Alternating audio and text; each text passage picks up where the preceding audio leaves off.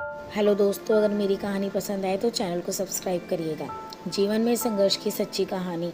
प्राचीन समय की बात है। एक शहर में एक व्यक्ति रहता था जिसका नाम चंदन था। वह अपनी पत्नी और दो लड़कियों के साथ रहता था।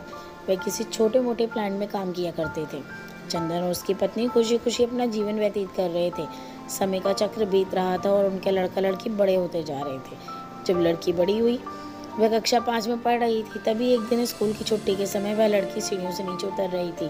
तभी पीछे से किसी लड़की ने धक्के लगाने पर वह सीढ़ी से नीचे गिर गई, जिसके कारण उसके पैर में चोट गई। जब लड़की घर पर लंगड़ाती हुई आई तो उसके पिता ने पूछा, क्या हुआ? तभी लड़की ने उसकी पूरी बात बताई। पिता ने सोचा छोटी मोटी चोट है, और ये सोचकर उसने अपनी बेटी से कहा, इसे गर्म पानी से सेक लो, ठीक हो जाएगा। कुछ दिन बाद लड़की का पैर फूलने लगा और उसे चलने में दिक्कत होने लगी। तभी उसके पिता ने कुछ लोगों की बातें सुनकर किसी एक ओझा को लेकर आए, जबकि उसे कुछ नहीं आता था और वह पैर ठीक नहीं कर पाया।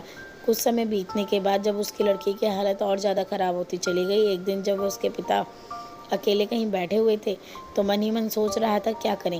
तभी सोचते सोचते उसके दिमाग में आया कि क्यों ना डॉक्टर को दिखाया जाए। तभी दूसरे दिन वह लड़की को लेकर पास के अस्पताल ले जाता है। डॉक्टर जब लड़की को देखते हैं तो लड़की के पिता से कहते हैं, जल्दी इसका ऑपरेशन करना होगा, क्योंकि इस लड़की के पैर बहुत बड़ा घाव हो चुका है, जिसके कारण लड़की का पैर भी काटना पड़ सकता है। पिता डॉक्टर से पूछते हैं कि ऑपरेशन में कितने पैसे लगेंगे। तभी डॉक्टर कहता है 40,000 रुपये लगेंगे। पिता घबरा जाता है, लेकिन पैसे की तलाश में इधर उधर जाने लगता है। इधर उधर भाग दौड़ करने के बाद पैसों की व्यवस्था कर लेता है और लड़की का ऑपरेशन हो जाता है। लड़की के बाद लड़की घर आ जाती है, परंतु लड़की के पैर में कोई सुधार नहीं होने के कारण पिता चिंतित होने लगते हैं। इसी तरह 4 साल बीत गए तथा पैर में लाख रुपए लगाने के बाद भी लड़की का पैर ठीक नहीं होता, जिस कारण से पूरा परिवार दुखी रहता है। कुछ समय बीतने के बाद लड़की का विवाह हो गया और उस लड़की के जीवन में खुशहाली आ गई। पिता सोचता है कि अब सब कुछ ठीक हो जाएगा, संघर्षों का दौर खत्म हो गया है, परंतु किस्मत को कुछ और ही मंजूर था। एक दिन जब वह बाजार जा रहा था, तभी पीछे से किसी ट्रक के द्वारा उसका एक्सीडेंट हो गया, जिसके कारण उसके सर में गंभीर चोट आई। चंदन 1 महीने तक बिस्तर पर ही रहा। 1 महीने के बाद ठीक होने पर वह सोचा कि तब कुछ न ठीक हो जाएगा। तभी उसकी पत्नी का स्वास्थ्य खराब होने लगा और वह बीमार पड़ गई। यहाँ वहाँ छोटे डॉक्टरों को दिखाने के बाद तबीयत और बिगड़ गई, जिसके कारण उन्हें वाराणसी के BHU अस्पताल में ले जाना पड़ा। वहाँ जाकर पता चला कि उसकी पत्नी के पेट में गंभीर बीमारी हो गई है, परंतु चंदन को यह विश्वास था कि उसकी पत्नी ठीक हो जाएगी और चंदन इसी विश्वास के साथ अपनी पत्नी को हमेशा वाराणसी के अस्पताल में ले जाने लगा। कुछ समय बीतने के बाद पत्नी की तबीयत में सुधार आने लगा। चंदन सोचा अब सब कुछ ठीक हो जाएगा। एक बार जब वह अपनी पत्नी को वाराणसी के अस्पताल में ले गया, डॉक्टर ने सभी रिपोर्टों को देखते हुए कहा, सब कुछ ठीक है। चंदन बहुत ही खुश हुआ और वह अपनी पत्नी के साथ अपने शहर वापस आ गया। अगली सुबह सब कुछ ठीक था।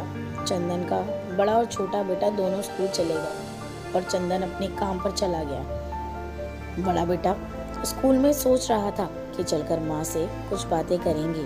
तभी 11 बजे उसका मित्र आता है और कहता है कि चलो, तुम्हारी माँ की तबीयत बहुत खराब हो गई है। बड़ा बेटा दौड़ता हुआ अपने घर की तरफ आता है। तब तक बहुत देर हो गई होती है। उसकी माँ की मृत्यु हो चुकी होती है। बेटा माँ को देखते ही फूट फूट कर रोने लगता है और वो अपनी माँ का अंतिम संस्कार करता है। 1 साल तक पूरा परिवार दुखी रहता है। कुछ समय बीतने के बाद दुखों के बादल छट जाते हैं और चंदन अपने लड़का लड़की के साथ सुखमय जीवन बिताने लगता है। आज उसका परिवार खुशी खुशी जीवन जी रहा है।